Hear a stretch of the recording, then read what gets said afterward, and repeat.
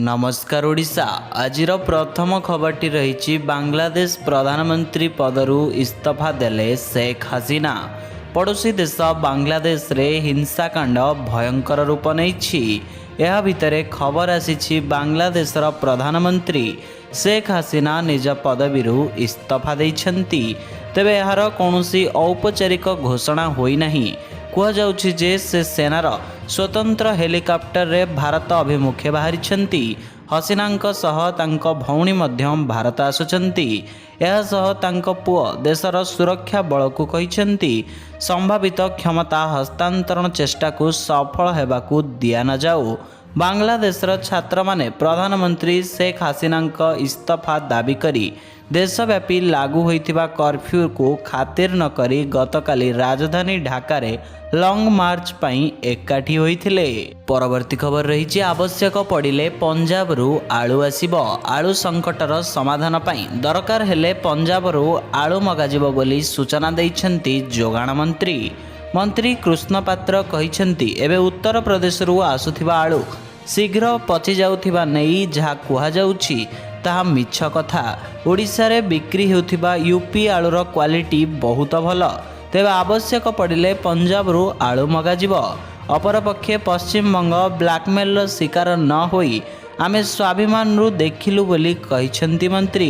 एपटे आलू पाई आउ ओडिशा को केही करि परिबेनी ब्लैकमेल। उत्तर प्रदेश रु आलू आनी पश्चिमबंग को चेक देबाकू राज्य सरकार उद्यम करिछंती। पूर्वरु जोगाण मंत्री कहिथिले जे आलू पाई पश्चिमबंग सरकार बहुत हैरान करुछंती, बेपारी को दुर्व्यवहार करा जाउछि। परवर्ती खबर रही बिजु जनता दल पुणी क्षमता को फेरिबो कहिछंती नवीन निवास जाई बीजेडी सभापति नवीन पट्टनायक को साक्षात कले गंजाम जिलार वरिष्ठ बीजेडी नेता। एही अवसर रे एकाठी होई काम करिबाकू नवीन सबु नेतांको परामर्श देइथिले। पंचायत ब्लॉक और निर्वाचन मंडली रे दलर संगठन को सुदृढ़ करंतु, लोकमानंक सेवा करंतु। बिजु जनता दल पुणी क्षमता को फेरिबो बोली कहिथिले नवीन। एहा पूर्वरु शंख भवन रे गंजामर बीजेडी नेतांक बैठक होइथिला।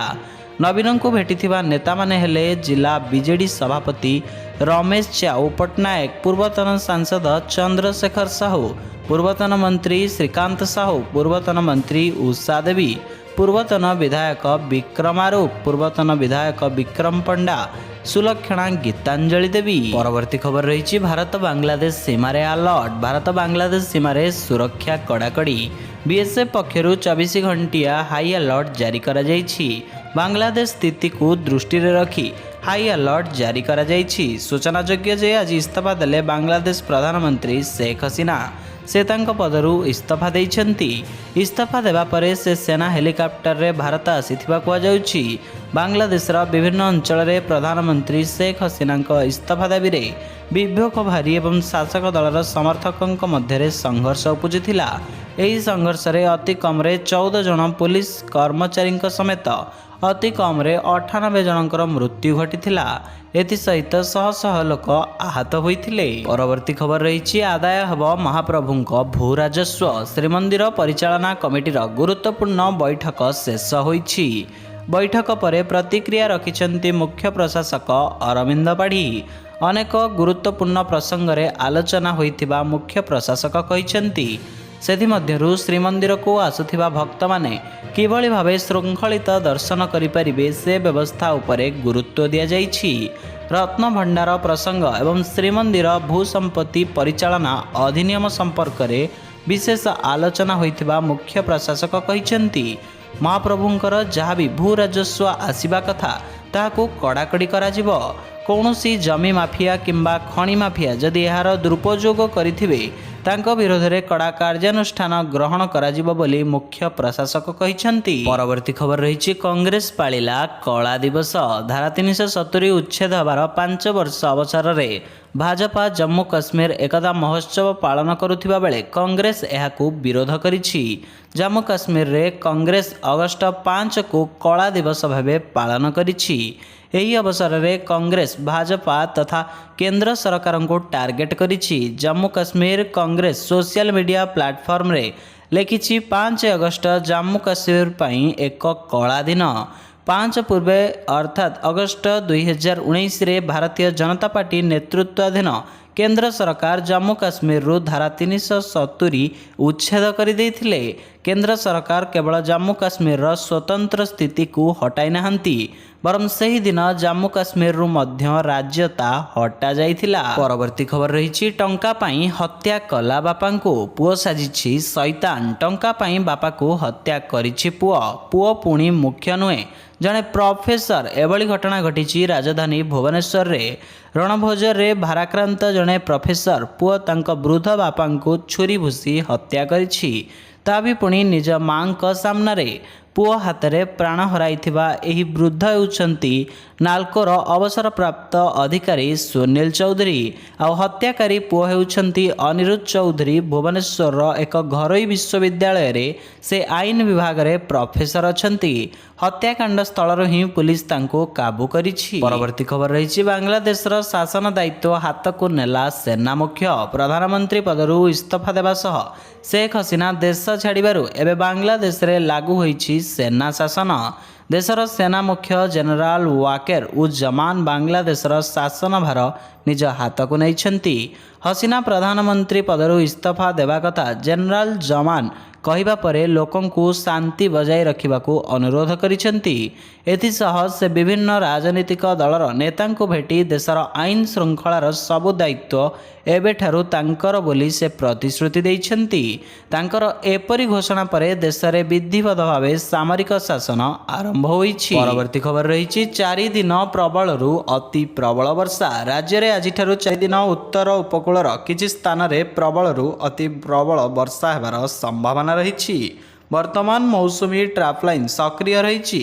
କଟକ, ପୁରୀ, ଖୋର୍ଦ୍ଧା, ମୟୂରଭଞ୍ଜ, କେନ୍ଦୁଝର, ଦେବଗଡ଼, ଝାରସୁଗୁଡ଼ା ଜିଲ୍ଲାମାନଙ୍କରେ ବର୍ଷା ହୋଇପାରେ। ରାଜ୍ୟରେ ବର୍ତ୍ତମାନ ସ୍ୱାଭାବିକ ବର୍ଷା ହୋଇଥିବା କହିଛନ୍ତି ଆଞ୍ଚଳିକ ପାଣିପାଗ କେନ୍ଦ୍ର ନିର୍ଦ୍ଦେଶିକା।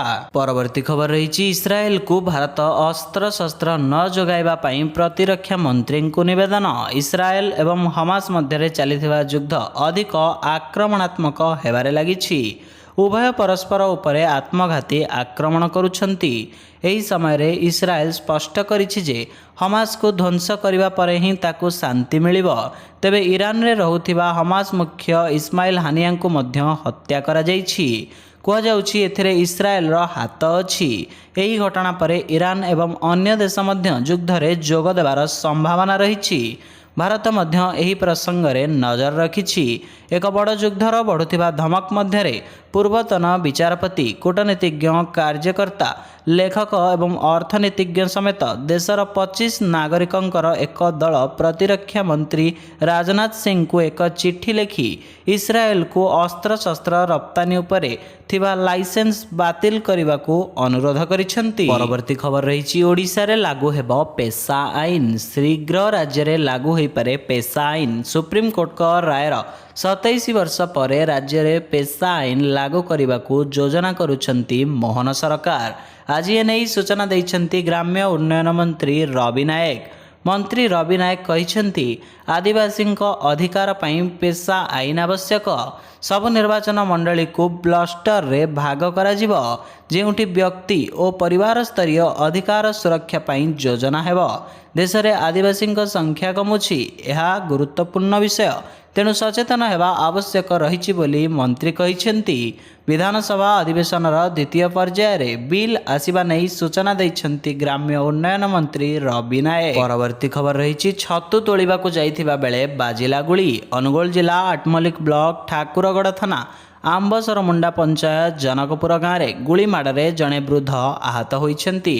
ତାଙ୍କ ନାଁ ଧ୍ରୁବ ନାୟକ। ତାଙ୍କ ବାମ ଗୋଡ଼ରେ ଗୁଳି ବାଜିଛି। ଧ୍ରୁବ ସକାଳେ ଜଙ୍ଗଲକୁ ଛତୁ ସଂଗ୍ରହ କରିବାକୁ ଯାଇଥିଲେ। ଏକ ବୁଦା ପାଖରେ ଛତୁ ସଂଗ୍ରହ କରୁଥିବା ବେଳେ ଜଣେ ଶିକାରୀ ଜଙ୍ଗଲୀ ଜନ୍ତୁ ଅଛି ଭାବି ଗୁଳି ଚଳାଇଥିଲେ। ଗୁଳି ଧ୍ରୁବକଙ୍କ ଗୋଡ଼ରେ ବାଜିଥିଲା ଓ ସେ ଯନ୍ତ୍ରଣାରେ ଚିତ୍କାର କରିଥିଲେ। ତାଙ୍କ ଚିତ୍କାର ଶୁଣି ଶିକାରୀ ସେଠାରୁ ଫେରାର ହୋଇଯାଇଥିବା କୁହାଯାଇଛି। ଧ୍ରୁବଙ୍କ ପାଟି ଶୁଣି ଛତୁ ସଂଗ୍ରହ କରିବାକୁ ଯାଇଥିବା ଆଉ କିଛି ଲୋକ ଦୌଡ଼ି ଆସିଥିଲେ। ସେମାନେ ଧ୍ରୁବଙ୍କୁ ସେଠାରୁ ଉଦ୍ଧାର କରିବା ସହିତ ତାଙ୍କ ପରିବାର ଲୋକଙ୍କୁ ଖବର ପଠାଇଥିଲେ। ପରବର୍ତ୍ତୀ ଖବର ରହିଛି ରକ୍ତର ହୋଲି ଖେଳୁଛି ଇସ୍ରାଏଲ। ଗାଜା ଇସ୍ରାଏଲ ଯୁଦ୍ଧ ଭିତରେ ବଳି ପଡ଼ୁଛି ନିରୀହ ଜୀବନ। ଗାଜା ସିଟିର 2ଟି ସ୍କୁଲ ଉପରେ ଏୟାର ଷ୍ଟ୍ରାଇକ୍ କରିଛି ଇସ୍ରାଏଲ ସେନା। ଏହି ହମଲାରେ 30ରୁ ଅଧିକ ପ୍ରାଣ ହରାଇଥିବା ବେଳେ ଶତାଧିକ ଲୋକ ଆହତ ହୋଇଛନ୍ତି। ମୃତାହଙ୍କ ମଧ୍ୟରେ ଅଧିକାଂଶ ମହିଳା ଓ ଶିଶୁ ଥିବା ଜଣାପଡ଼ିଛି। ଯୁଦ୍ଧର ଭୟାବହତା ଏଥିରୁ ସ୍ପଷ୍ଟ ବାରି ହୋଇପଡ଼ୁଛି। ପାଲେଷ୍ଟାଇନ ଅଧିକାରୀଙ୍କ ସୂଚନା ଅନୁଯାୟୀ ରବିବାର ଗାଜା ସହରର 2ଟି ସ୍କୁଲରେ ଇସ୍ରାଏଲ ଏୟାର ଷ୍ଟ୍ରାଇକ୍ କରିଛି। ମାତ୍ର ଇସ୍ରାଏଲ ସେନା ଏହାକୁ ଖଣ୍ଡନ କରିବା ସହ ସ୍କୁଲରେ ନିର୍ମିତ ହୋଇଥିବା ହମାସର ସାମରିକ କ୍ୟାମ୍ପକୁ ଟାର୍ଗେଟ କରିଥିବା କହିଛି। ଏହା ପୂର୍ବରୁ କେନ୍ଦ୍ରୀୟ ଗାଜାର ଏକ ଡାକ୍ତରଖାନା ପରିସରରେ ଥିବା ଏକ ଟେଣ୍ଟ କ୍ୟାମ୍ପରେ ଇସ୍ରାଏଲ ଏୟାର ଷ୍ଟ୍ରାଇକ୍ କରିଥିଲା। ପରବର୍ତ୍ତୀ ଖବର ରହିଛି ପ୍ରଧାନମନ୍ତ୍ରୀଙ୍କୁ ଭେଟିଲେ ଓଡ଼ିଶାର ସମସ୍ତ ବିଜେପି ସାଂସଦ। ସଂସଦ ଭବନ ସମ୍ମିଳନୀ କକ୍ଷରେ ପ୍ରଧାନମନ୍ତ୍ରୀଙ୍କୁ ଭେଟିଛନ୍ତି ଓଡ଼ିଶାର ସମସ୍ତ 20 ବିଜେପି ଲୋକସଭା ଓ ଜଣେ ରାଜ୍ୟସଭା ସାଂସଦ।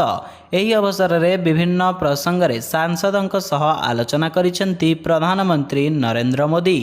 ପ୍ରଧାନମନ୍ତ୍ରୀ ମୋଦିଙ୍କ ସହ ଆଲୋଚନାକୁ ନେଇ କେନ୍ଦ୍ରାପଡ଼ା ସାଂସଦ ବୈଜୟନ୍ତ ପଣ୍ଡା ସୋସିଆଲ ମିଡ଼ିଆରେ ଉଲ୍ଲେଖ କରିଛନ୍ତି ଯେ ଆଜି ସଂସଦ ଭବନରେ ଓଡ଼ିଶାର ସାଥୀ ସାଂସଦମାନଙ୍କ ସହ ପ୍ରଧାନମନ୍ତ୍ରୀ ମୋଦିଙ୍କୁ ଭେଟି ବିଭିନ୍ନ ବିଷୟ ଉପରେ ଚର୍ଚ୍ଚା ଆଲୋଚନା କରିବା ସହ ତାଙ୍କର ମାର୍ଗଦର୍ଶନ ପ୍ରାପ୍ତ କଲୁ। ଓଡ଼ିଶାର ସାମଗ୍ରିକ ବିକାଶ ପାଇଁ ମୋଦି ସରକାର ପ୍ରତିଶ୍ରୁତିବଦ୍ଧ ବୋଲି ଉଲ୍ଲେଖ କରିଛନ୍ତି ବୈଜୟନ୍ତ ପଣ୍ଡା। ପରବର୍ତ୍ତୀ ଖବର ରହିଛି ୱାକଫ ଆକ୍ଟରେ ହେବ ସଂଶୋଧନ। ଭାରତ ସରକାର ଏବେ ୱାକଫ ଆକ୍ଟରେ ଏକ ବଡ଼ ଧରଣର ସଂଶୋଧନ କରିବାକୁ ଯୋଜନା କରୁଛନ୍ତି। ରିପୋର୍ଟ ଅନୁସାରେ ଭାରତରେ ପ୍ରଚଳିତ ହୋଇ ଆସୁଥିବା ୱାକଫ ଆକ୍ଟରେ ଏବେ ପ୍ରାୟ 40ଟି ପ୍ରସ୍ତାବନାରେ ସଂଶୋଧନକୁ କ୍ୟାବିନେଟ୍ ଅନୁମୋଦନ କରିଛି। ରିପୋର୍ଟ ଅନୁସାରେ ୱାକଫ ଆକ୍ଟରେ ସଂଶୋଧନ ଆଣିବା ପରିପ୍ରେକ୍ଷୀରେ ବୋର୍ଡର ଶକ୍ତିକୁ ସୀମିତ କରିବା ତଥା ମୁସଲିମ ମହିଳାଙ୍କ ଅଧିକାରକୁ ବ୍ୟାପକ କରିବା ସରକାରଙ୍କ ମୁଖ୍ୟ ଆଭିମୁଖ୍ୟ ରହିଛି। ମହିଳାମାନଙ୍କ ପ୍ରତିନିଧିତ୍ୱ ନିଶ୍ଚିତ କରିବାକୁ ୱାକଫ ବୋର୍ଡର ଗଠନ ଏବଂ କାର୍ଯ୍ୟରେ ପରିବର୍ତ୍ତନ ଆଣିବା ପାଇଁ ଧାରା 9 ଏବଂ ଧାରା 14ରେ ସଂଶୋଧନ କରାଯାଇପାରେ। ସେହିପରି କୌଣସି ସମ୍ପତ୍ତିକୁ ୱାକଫ ସମ୍ପତ୍ତି ଭାବେ ଅଧିକାର କରିବାର ରହିଥିବା ୱାକଫ ବୋର୍ଡର କ୍ଷମତା ଉପରେ ମଧ୍ୟ ଅଙ୍କୁଶ ଲାଗିବ। ପରବର୍ତ୍ତୀ ଖବର ରହିଛି କୋଚିଂ ସେଣ୍ଟର ହୋଇଗଲାଣି ଡେଥ୍ ଚ୍ୟାମ୍ବର। ଦିଲ୍ଲୀ କୋଚିଂ ସେଣ୍ଟରରେ 3 ଛାତ୍ରଙ୍କ ମୃତ୍ୟୁକୁ ନେଇ ଉଦ୍ବେଗ ପ୍ରକାଶ କରିଛନ୍ତି ସୁପ୍ରିମକୋର୍ଟ। ଛାତ୍ରଛାତ୍ରୀଙ୍କ ସୁରକ୍ଷାକୁ ପ୍ରାଧାନ୍ୟ ଦେଇ କେନ୍ଦ୍ର ଓ ଦିଲ୍ଲୀ ସରକାରଙ୍କୁ ନୋଟିସ ଜାରି କରିବା ସହ କୋଚିଂ ସେଣ୍ଟରଗୁଡ଼ିକ ଛାତ୍ରଛାତ୍ରୀଙ୍କ ଭବିଷ୍ୟତ ସହ ଖେଳୁଥିବା କହିଛନ୍ତି ସର୍ବୋଚ୍ଚ ଅଦାଲତ। ଏହି ମାମଲାର ଶୁଣାଣି ସମୟରେ ସୁପ୍ରିମକୋର୍ଟ କହିଛନ୍ତି ଯେ କୋଚିଂ ସେଣ୍ଟର ସଂସ୍ଥାଗୁଡ଼ିକ ପିଲାମାନଙ୍କ ଜୀବନ ସହ ଖେଳୁଛନ୍ତି। କୋଚିଂ ସେଣ୍ଟରଗୁଡ଼ିକ ଡେଥ୍ ଚ୍ୟାମ୍ବରରେ ପରିଣତ ହୋଇଯାଇଛି। ଛାତ୍ରଛାତ୍ରୀଙ୍କ ସୁରକ୍ଷାକୁ ପ୍ରାଧାନ୍ୟ ଦିଆଯିବା ଉଚିତ। କୋଚିଂ ସେଣ୍ଟରରେ ସୁରକ୍ଷା ନିୟମ ଲାଗୁ ହୋଇଛି କି ନାହିଁ ବୋଲି କେନ୍ଦ୍ର ସରକାର ଏବଂ ଦିଲ୍ଲୀର ମୁଖ୍ୟ ସଚିବଙ୍କୁ ନୋଟିସ ଜାରି କରି ପଚାରିଛନ୍ତି ସୁପ୍ରିମକୋର୍ଟ। ପରବର୍ତ୍ତୀ ଖବର ରହିଛି ବିଜେଡିର 15 ଜଣିଆ ନୂଆ କମିଟି ଗଠନ। ବିଜେଡିର ନୂଆ କମିଟି ଗଠନ ହୋଇଛି। ରାଜ୍ୟବ୍ୟାପୀ ବିଭିନ୍ନ କାର୍ଯ୍ୟର ସମନ୍ୱୟ ରକ୍ଷା ପାଇଁ 15 ଜଣିଆ ଟିମ୍ ଗଠନ କରିଛି ବିଜେଡି। ଏହି ଟିମ୍କୁ ଗଠନ କରିଛନ୍ତି ବିଜେଡି ସୁପ୍ରିମୋ ନବୀନ ପଟ୍ଟନାୟକ। ବରିଷ୍ଠ ନେତା ଦେବୀ ପ୍ରସାଦ ମିଶ୍ର କମିଟିର ଅଧ୍ୟକ୍ଷ ଅଛନ୍ତି। ସେହିପରି କମିଟିରେ ଅଛନ୍ତି ପ୍ରମିଳା ମଲ୍ଲିକ, ନିରଞ୍ଜନ ପୂଜାରୀ, ବିକ୍ରମ କେଶରୀ ଆରୁଖ, ପ୍ରତାପ କେଶରୀ ଦେବ, ପ୍ରଦୀପ କୁମାର ଆମାତ, ଡକ୍ଟର ଅରୁଣ କୁମାର ସାହୁ, ଅଶ୍ୱିନୀ କୁମାର ପାତ୍ର, ପ୍ରତାପ ଜେନା, ଶାରଦା ପ୍ରସାଦ ନାୟକ, ସୁଦାମ ମାଣ୍ଡି, ମନୋହର ରନ୍ଧାରୀ, ସ୍ନେହାଙ୍ଗିନୀ ଛୁରିଆ, ମହେଶ ସାହୁ ତଥା ଦେବେଶ ଆଚାର୍ଯ୍ୟ। ଏଥିସହିତ କେଉଁ ଜିଲ୍ଲାରୁ ଆପଣ ଭିଡ଼ିଓଟିକୁ ଦେଖୁଛନ୍ତି କମେଣ୍ଟ ସେକ୍ସନରେ ଜଣାଇବା ପାଇଁ ଭୁଲିବେ ନାହିଁ। ଜୟ ଜଗନ୍ନାଥ।